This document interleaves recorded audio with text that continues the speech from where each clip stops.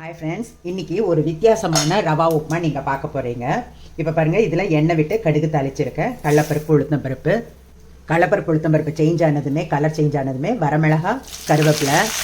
இந்த உப்புமாவுக்கு கொஞ்சம் அதிகமாக வெங்காயம் வேணும். இப்போ நான் 150 கிராம் ரவை எடுத்துருக்கிறதுக்கு பெரிய வெங்காயம் 3 கட் பண்ணியிருக்கேன்.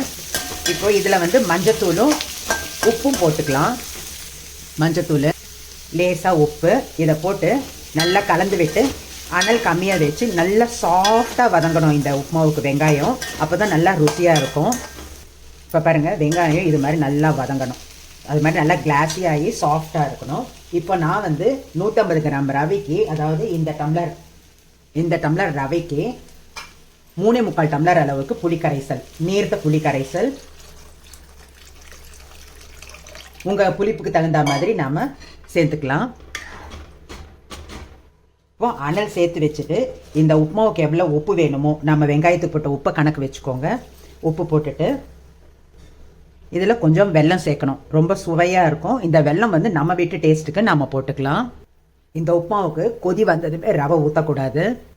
1 நிமிஷம் கொதித்து அந்த புளித்தன்மை வேகணும், அந்த பச்சை வாசனை போகணும். அதுக்கோசம் வெயிட் பண்ணலாம்.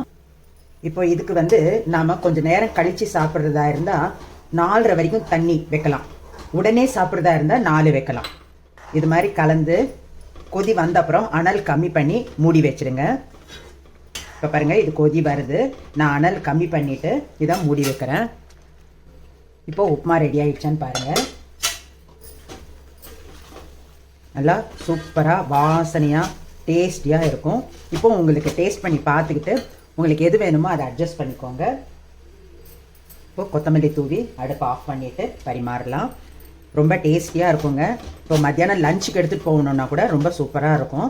இன்னும் கொஞ்சம் சாகியாக செஞ்சுக்கணும். கொஞ்சம் நேரம் கழித்து நம்ம சாப்பிட்றோம் அப்படின்னா கொஞ்சம் தண்ணி ஜாஸ்தி வச்சு சாகியாக செஞ்சுக்கிட்டோம் அப்படின்னா சூப்பராக இருக்கும். கண்டிப்பாக ட்ரை பண்ணி பாருங்கள். இது ரொம்ப ட்ரெடிஷ்னலான புளி rava upma. Thank you. This is from Sujatha Manoharan.